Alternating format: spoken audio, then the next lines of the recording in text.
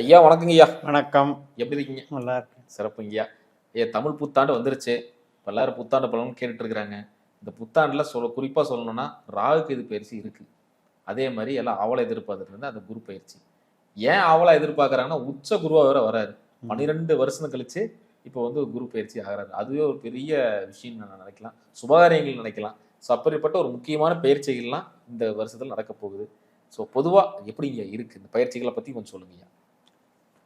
பொதுவா குரு பயிற்சி வந்து இப்போ குரு கடகத்தில் அவர் பலம் பெறுகிறார் அப்படின்ற பார்வையை நான் பார்க்கல. ம், ம். வித்தியாசமாக பார்க்குறேன்னா, நாம் ஏற்கனவே சொன்ன மாதிரி சம்ஹார ராசின்னு சொல்கிறது கடகம், விருச்சிகம், மீனம். மீனம். அதில் மீனத்தில் சனி போகிற வரைக்குமே நமக்கு சங்கடம் இருக்குது. மீனத்தை விட்டு தாண்டுற வரைக்குமே போர்ப்பதற்றங்கள், பற்றாக்குறைகள், எரிபொருள் பற்றாக்குறைகள், அதுபோக வேலை இழப்புகள், நிறைய சனியினுடைய தாக்கம் உலகியல் ஜோதிடத்துக்கு பொருந்தும். இதில் குரு கனெக்ட் ஆகிறாருன்னு தான் நான் நினைக்கிறேன். கடகத்தில் வர்ற குரு என்ன செய்கிறாரு, காலச்சக்கரத்துக்கு 4ஆம் இடம், சனி 12ஆம் இடம். இது ஒரு மைனஸ் தான். ஆனால் நீங்கள் சொல்கிற மாதிரி உச்சம் என்பதை நான் எப்படி பார்க்கிறேன் என்றால், புனர்பூச 4ஆம் பாதத்தில் அந்த கடகத்தில் முதல் புள்ளியில் போகிற வரைக்கும் தான் அவர் அங்கே வர்க்கோத்தமாய் உச்சமாவார். அதுக்கப்புறம் பார்த்தீங்கன்னா பூச நட்சத்திரத்துக்கு வரும்போது அவருடைய அம்சம் சிம்மத்துக்கு மாறும், கன்னிக்கு மாறும், துலாத்துக்கு மாறும், விருச்சிகத்துக்கு மாறும். இவ்வளவு டெப்த்தாக நட்சத்திர ரீதியாக தான் அம்சத்தை பார்த்து தான் உச்ச நீச்ச வலிமைகளை கணக்கிடணுங்கிறது தான் விதி. ஆனால் ஜென்ரலாக நம்ம ஒரு மகிழ்வுக்கு சொல்லிக்கலாம், நமக்கு குரு நல்ல இடத்துக்கு வந்திருக்கார் அப்படின்னு. இப்போ தன்னுடைய ராசி கடக ராசியில் அந்த குரு தன்னுடைய நட்சத்திரம் இருக்கிற இடத்துக்கு வரும்போது இம்மீடியட்டாக நல்ல பலனை கொடுப்பார். அது கிட்டத்தட்ட ஒரு 3 மாதத்துக்கு ஜூன்லேருந்து பார்த்தீங்கன்னா ரொம்ப அற்புதமான பலன்களை தருவார். அதில் சந்தேகம் இல்லை. இப்போ இந்த சனி கிரகம் இருக்கே, அவர் என்ன பண்ணுவார்னா புதன் சாரம் வாங்குவார், ரேவதிக்குள்ளே போவார். அப்புறம் குரு ஆயில்யத்துக்கு வருவார், அதே பூசத்துக்கு ஆயில்யத்துக்கு வருவார். இந்த மாதிரி வரும்போதெல்லாம் கடகமும் மீனமும் ஒன்றை ஒன்று பார்த்து கொள்ளுகிறது. அதன் மூலம் குருவும் சனியும் ஒன்றை ஒன்று பார்த்து கொள்கிறார்கள் எடுத்துக்கணும். Super super. அப்படி எடுக்கும்போது 4-12ன்னு கணக்கு வச்சுக்கோங்க உலகத்துக்கு. 4-12. அப்போ 4-12 என்ன செய்யும் அப்படின்னா, தொழிலை இல்லாமல் பண்ணாது, ஆனால் தொழிலில் தேக்க நிலையை கொடுத்துக்கிட்டே இருக்கும். அதாவது வளர்ச்சி இல்லைங்க, ஸ்பீடாக வளர முடியல, போட போட பணம் போட்டுக்கிட்டே இருக்கு. இப்படிப்பட்ட ஒரு பொருளாதார நெருக்கடியை கண்டிப்பாக உலகியல் ஜோதிடத்துக்கு கண்டிப்பாக தரும். ஆனால் தனி மனிதருக்கு நம்ம ராசி பிரகாரம் பார்க்கும்போது அது நல்லது பண்ணும், வித்தியாசப்படும். இப்போ அதில் பார்த்தீங்கன்னா மேஷம், சிம்மம், தனுசு இந்த 3 ஜென்ரலாக மைனஸ்னு வச்சுக்கோங்க பொதுவாக. ரைட்டு. ரிஷபம், கன்னி, மகரம் இதுக்கு ப்ளஸ்ன்னு வச்சுக்கோங்க. அதே மாதிரி மிதுனம், துலாம், கும்பம் இதுக்கு பொருளாதார ப்ளஸ்ன்னு வச்சுக்கோங்க. ஓகே. கடகம், விருச்சிகம், மீனத்துக்கு அருள் சார்ந்தும் உறவுகள் சார்ந்தும் நல்லதுன்னு வச்சுக்கோங்க. இப்படி தான் பிரிக்கணும். சிறப்பு. அதே மாதிரி ராகுக்கு இது பயிற்சி அதுவும் நிகழப்போகுது, அதை பற்றி. ராகு இப்போ குரு ஜூனில் மாறும்போது ராகு டிசம்பரில் மாறிடும். அப்போ அது என்ன ஆகுது அப்படின்னா, அது ஒரு உன்னதமான இடத்துக்கு வருது. ராகு கேதுவுக்குன்னே ஒரு அற்புதமான இடம்னு எடுத்துக்கிட்டிங்கன்னா இந்த மகர கடகம்தான். அந்த கடகம் மகரம் அப்படிங்கிறது ஸ்பெஷலான ராகு கேதுவுக்கு உண்டான பலன். எதனாலங்கய்யா? அது அவர்கள் கிட்டத்தட்ட அவர்கள் பிறந்த ராசி மாதிரி. அந்த மாதிரி இப்போ கேதுவுக்கும் மகரத்துக்கும் ஒரு தொடர்பு இருக்குது, ராகுவுக்கும் கடகத்துக்கும் ஒரு தொடர்பு இருக்குது. இது அப்படியே மாறி வருது. கடகத்தில் கேதுவும் மகரத்தில் ராகுவும் வருது. எப்படி இருந்தாலும் அது சர்ப்ப யோகமாக மாறும். எல்லாமே சர்ப்ப தோஷம்னு சொல்கிறோம் இல்லையா, அது சர்ப்ப யோகமாக மாறும். ஏன்னா காலச்சக்கரத்துக்கு தொழில் ஸ்தானத்துக்கு வருது. 10ல் ராகு, 4ல் கேது. அது பிரபலத்தை கொடுக்கும், நல்ல வளர்ச்சியை கொடுக்கும். அங்கே குருவோடையும் சந்திப்பு பண்ணுறாரு கேது. ராகு குரு பார்வையால் பார்க்கப்படுகிறார். இதெல்லாம் ஒரு ஸ்பெஷல். சிறப்பு சிறப்பு, ரொம்ப அற்புதமாக சொன்னீங்க. இப்போ என்னென்னா ஒவ்வொரு ராசிக்கான பலன்களும் பார்த்துடலாங்க. கடக ராசிக்கு இந்த வருஷம் எப்படி இருக்குது? அடி வாங்காமல் தப்பிக்க முடியுமா, இல்லை விழுந்த அடிக்கெல்லாம் ஏதாவது பலன் இருக்கா? ரெண்டாவது வந்து இவங்க ராசியிலேயே வந்து நம்ம குரு வந்து உச்சமாகிறாரு. ஆக மொத்தம் பிரச்சனைகள் சால்வ் ஆகுமா? விடிவுகால பிறக்குமா? மிக்சடு பலன்னு எடுத்துக்கணும். ம். கடகத்துக்கு வந்து இப்போ வந்து பிரச்சனையாக போயிட்டுருக்கு. ஆஃப்டர் ஜூன் கொஞ்சம் ரெக்கவரி ஆகுது. ம். அதுக்கப்புறம் பார்த்தீங்கன்னா கொஞ்சம் ராகு கேதுனுடைய மாற்றம் பார்த்தீங்கன்னா பொருளாதாரத்துக்கு பிரச்சனை பண்ணிட்டு இருந்தது கொஞ்சம் சரியாகுது. ம். ஆனால் ரிலேஷன்ஷிப்பில் ப்ராப்ளம் வருது. இப்படி மிக்சடு பலனாக எடுத்துக்கலாம். ஏன்னா இப்போ 12ல் குரு 8ல் ராகு, அதுதான் ம். பிரச்சனை இப்போ at present up to June. 8 12ல் ராகு குரு கனெக்டிவிட்டி. அது வந்து என்ன செய்கிறதுனே தெரியல. உழைச்சதுக்கெல்லாம் பலன் இல்லை, ஏமாற்றம், நஷ்டம். அதே போல் உற்பத்தி சார்ந்த துறையிலையும் பெருத்த நஷ்டமாகுது. நமக்கு உறவுகளும் வந்து வலிவேதனை தான் கொடுக்குது. ம். அதாவது இப்போ சண்டை வர்றதுல சண்டை போடுறதுல பேச்சில் வந்து பிரச்சனை பண்ணுறதே ராகு கேது தான். இப்போ கடகத்துக்கு 2ஆம் இடமான வாக்குஸ்தானத்தில் இருக்கிற கேது இவர் வந்து பேசாமையே வந்து சண்டை இழுத்து விட்டுருவார். ம். ஊமையாக பதில் சொல்லாமலே இருந்தால் ஒருத்தர் கோபம் வரும் பாருங்க, கண்டிப்பா. அந்த வேலையை பண்ணிடுவார். இந்த 8ல் இருக்கிற ராகு என்ன பண்ணுன்னா எதிர்பார்ட்டி. ம். கணவனாக இருந்தால் மனைவி, மனைவியாக இருந்தால் கணவன், ம். பேசியே கொண்டுருவான். 8ல் ராகு. அப்போ இந்த பாருங்கள், இது வந்து ஒரு பெரிய அவஸ்தையான இடம். குடும்பஸ்தானத்தில் கேது, 8ஆம் இடமான அந்த கஷ்ட நஷ்டத்தை கொடுக்கறது ராகு.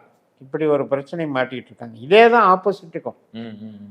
7ஆம் வீட்டுக்கு 2ல் ராகு 8ல் கேது. ம். நம்ம ராசிக்கு 2ல் கேது 8ல் ராகு. இந்த தலைமறை வாழ்க்கை வந்துகிட்டு இருக்கேன். கடனுக்கெல்லாம் பயந்து இந்த வீட்டுக்குள்ளேயே தாப்பா போட்டு உட்காந்துருக்கிறேன். இந்த மாதிரி ஒரு வாழ்க்கை வாழ்ந்துட்டு இருக்காங்க. இதுல இருந்தாச்சும் வெளியே வர முடியும். ஜூனுக்கு மேலே வந்துடலாம். ம். ஜூன் வரைக்கும் கொஞ்சம் சிக்கல் இருக்குது. ம். அதெல்லாமல் இப்போ வந்து வருஷப்பிறப்பு பிறந்து சித்திரை, வைகாசி, ஆனி, ம். ஆடி 4 மாதம் அந்த சமயத்தில் தான் குருவும் மாறுவார். அந்த காலகட்டம் வரைக்கும் மற்ற அந்த மாதக்கோள்கள் எல்லாம் பாஸ் ஆகி வரும். அது நீங்கள் சொன்ன அதே 12ஆம் இடத்துக்கு வரும். ம். அதாவது சூரியன் மிதுனத்துக்கு வந்தால் தான் ஆனி மாதம்னு சொல்கிறோம். ம். அது மாதிரி செவ்வாய், சுக்கிரன், புதன் எல்லாமே அங்கே வந்து 12ல் டம்ப் ஆகும். ம். அதனால் அப் டு ஜூன் ஒரு டேஞ்சர் இருக்குது. ம். அதை கடந்துட்டாங்க அப்படின்னா அப்புறம் அப்படியே ராசிக்கு வர்ற குரு தான் நம்மளை வந்து ஓரளவுக்கு தலை நிமிர்ந்து நடக்க வைப்பான். ஏன்னா இவங்க சொன்ன மாதிரி ஒரு 2.5 3 வருஷமாவே பெருசா சொல்ற மாதிரி ஒண்ணுமே இல்லை. ஏதோ வேலைக்கு போறோம், ஏதோ கிடைக்குதுன்னு தான் இருக்குது. மற்றபடி என்னன்னா ஒரு முன்னேற்ற பாதையே இப்போ தான் சனி மாதிரி 6 மாதம் தான் ஆச்சு. 8ல் இருந்து அதுக்குள்ளே ராகு வந்துட்டார். ஒன்று போனா ஒன்று வருது. மாறி மாறி வருது. இப்போ டிசம்பரில் ராகு கேது பயிற்சி ஆகிறது ஓரளவுக்கு சாதகமாக இருக்குது.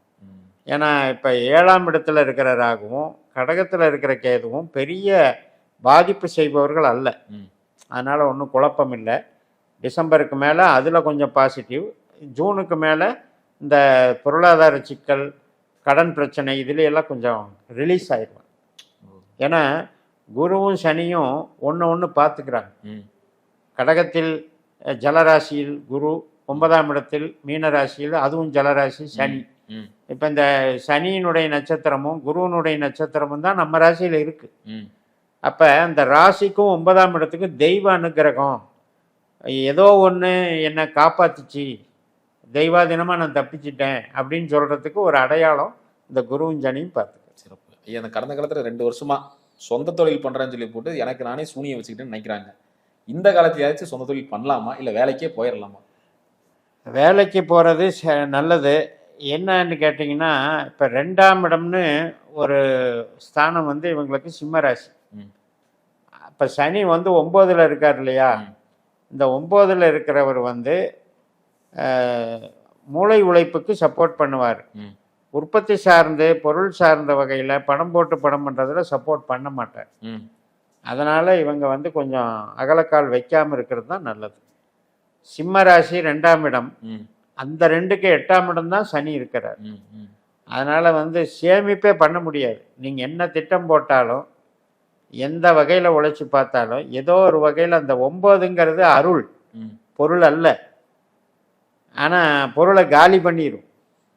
இப்போ அந்த 9ல் சனி இருக்கிறதுங்கிறது வந்து பிரச்சனைகளுக்கு தீர்வு கிடைக்குதா சந்தோஷப்படுங்க, மறுபடியும் பணம்னு போய் பிரச்சனையில மாட்டிக்காதீங்க. அதான் இப்போ என்னன்னா ஒரு 6000 ரூபாய் சம்பாதிக்கிறாங்கன்னா 16,000 ரூபாய்க்கு செலவு வந்துடுது. ம் அது சொல்லணும், குறிப்பா சொல்லணும்னா இந்த ஹாஸ்பிட்டல் செலவு.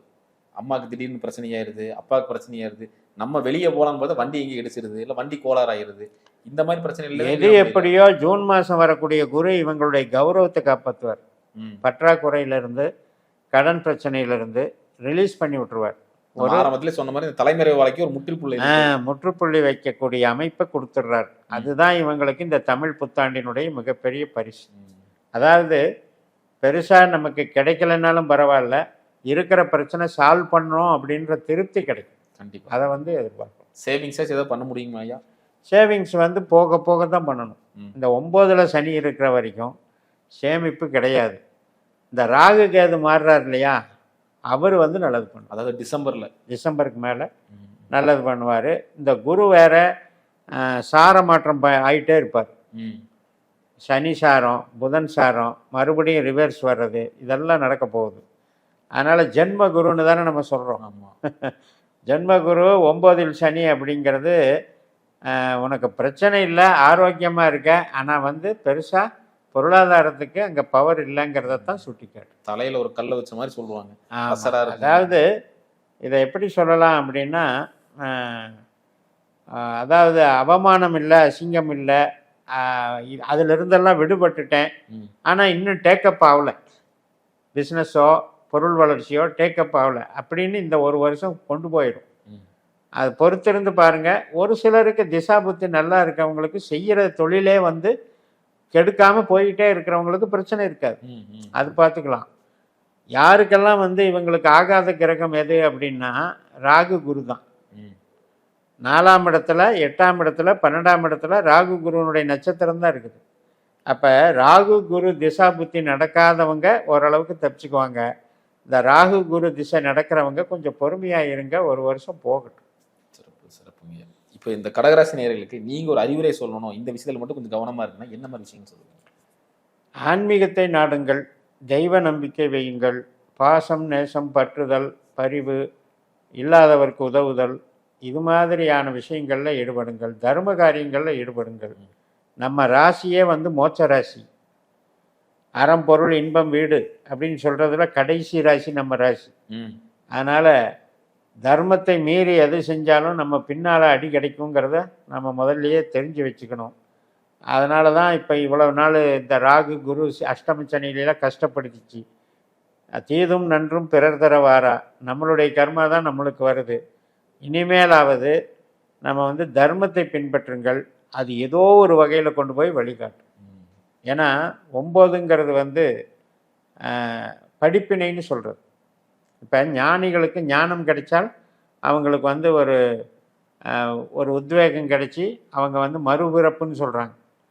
அதாவது பாவமெல்லாம் விலகி புண்ணிய ஆத்மாவாக மாறிடுறாங்க. அந்த மாதிரி ஒரு அருள் சார்ந்த ஒரு பலன் வந்து கடகராசிக்கு நிச்சயமாக உண்டு. அதை தக்க வச்சுக்கோங்க, பொருளை பின்னால் பார்த்துக்கலாம். கண்டிப்பாங்க ஐயா. அதே மாதிரி மெயினான ஒரு விஷயம் என்னென்னா, அந்த கணவன் மனைவிக்குள்ள இருக்கிற பிரச்சனை. நம்ம என்ன சொன்னாலும் நம்ப மாட்டேங்கிறாங்க, புரிஞ்சுக்க மாட்டேங்கிறாங்க.